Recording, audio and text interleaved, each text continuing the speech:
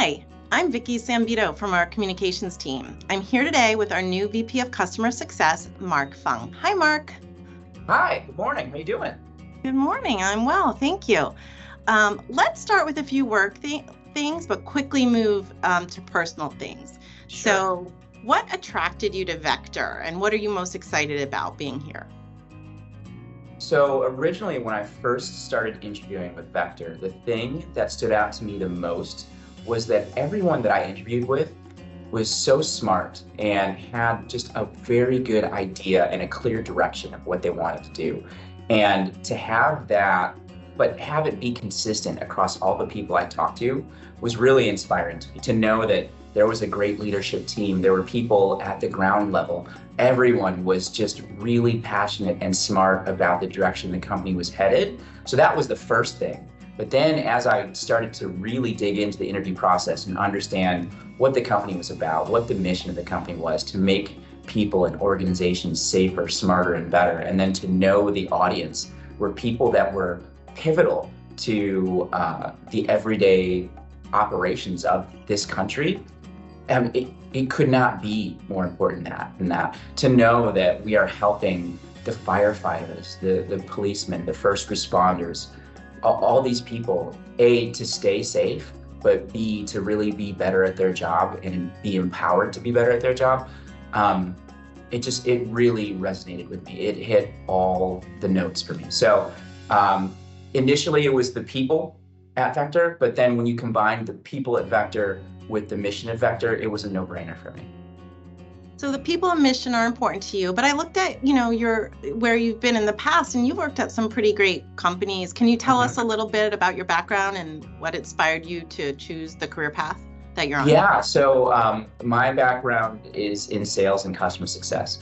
Admittedly, I started sales smiling and dialing in a cubicle, trying to power through as many phone calls as I could to try and get people to pick up the phone and hopefully buy something from me. But what I realized along the way was what really motivated me was the relationships that I forged with these customers. And not just the relationship itself, but really putting my energy and passion into the care and feeding of these relationships to show what I could do to differentiate myself and show that I'm someone that you want to do business with, not just the company that I work for. And so along the way, I was asked to spin up a customer success program. And that was something that was relatively new in the software world.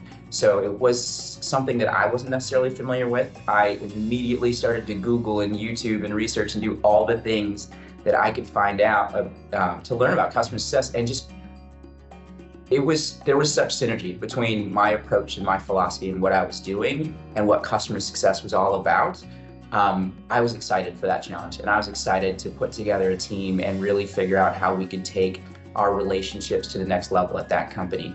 So that's how I landed in customer success, and that's where my passion has been ever since, to understand how do we forge these relationships and leverage these relationships to deliver value, to really show the customer that we are a company that you want to do business with, but not just because of our products, not just because of our platforms, because of our approach, because of the way that we manage our relationships, because of the way that we do deliver value above and beyond the products and platforms.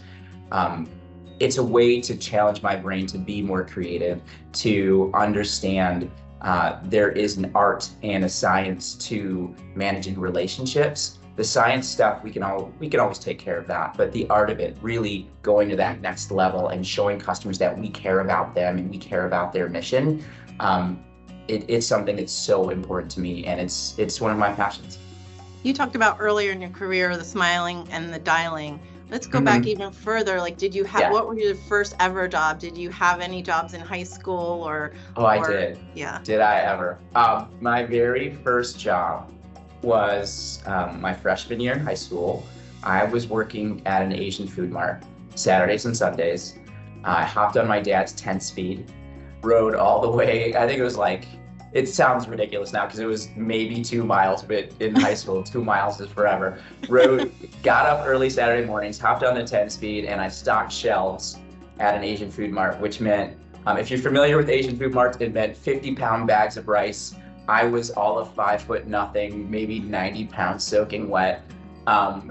We would get fresh shipments of crabs every Saturday morning. So I'm carrying these crates of crabs, these stupid crabs. Most of them had little rubber bands on their claws, but some of them didn't, so they're like grabbing at you.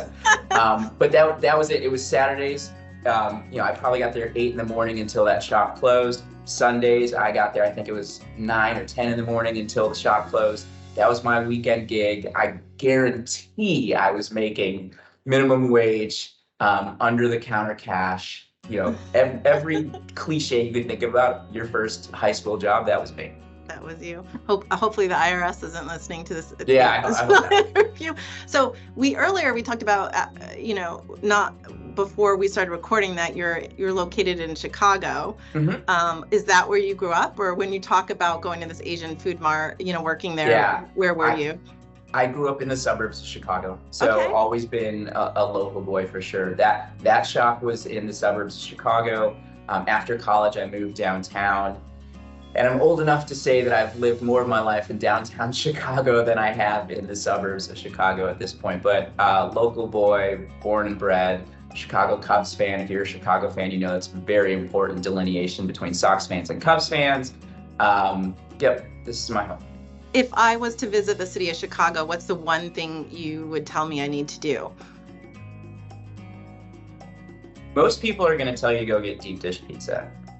I'm going to say pass on the deep dish pizza. One of my favorite things to do, honestly, there is a hotel overlooking Grant Park and therefore overlooking Lake Michigan. And the rooftop of that hotel is just this beautiful rooftop. They have cocktails, they have great food. And it's such a serene moment when you're 40 stories above everything that's going on, but you're looking out at this beautiful park. You can see the beam, you can see all the sculptures, you can see Grant Park where they have Lollapalooza. In the summer, you can see the lake is super blue and sailboats and all those things. So that's what I would tell you. I would go, it's Cindy's Rooftop at Chicago Athletic Association Hotel. It's a fun hotel too, but the rooftop, that's the first place I always recommend to people. So what do you like to do when you're not working?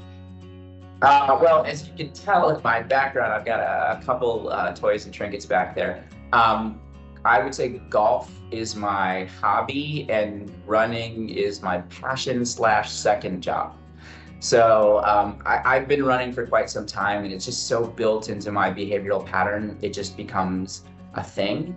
So I have so much passion about it, but I almost take it for granted, which sounds sad. It's just part of my day, it's what I do. I run marathons, and then golf is something where I'm not nearly as good, but I continually strive for improvement and cross my fingers that whatever game shows up at the course that day is a better game than the last game I had.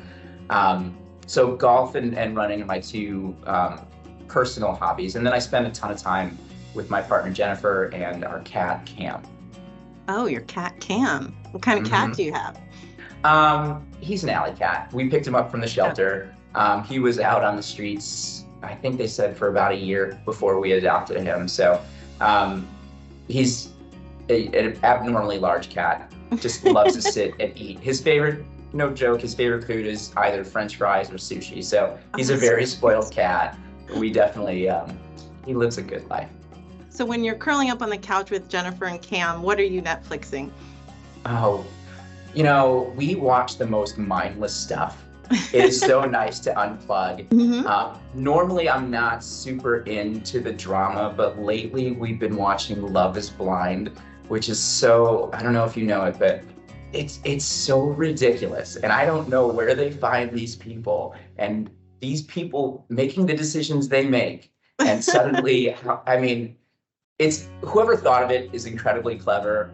Watching it is, it's a de-stressor just because you just can't help but laugh at how ridiculous these situations are. So yeah, we're watching the most mindless content you could possibly think of usually.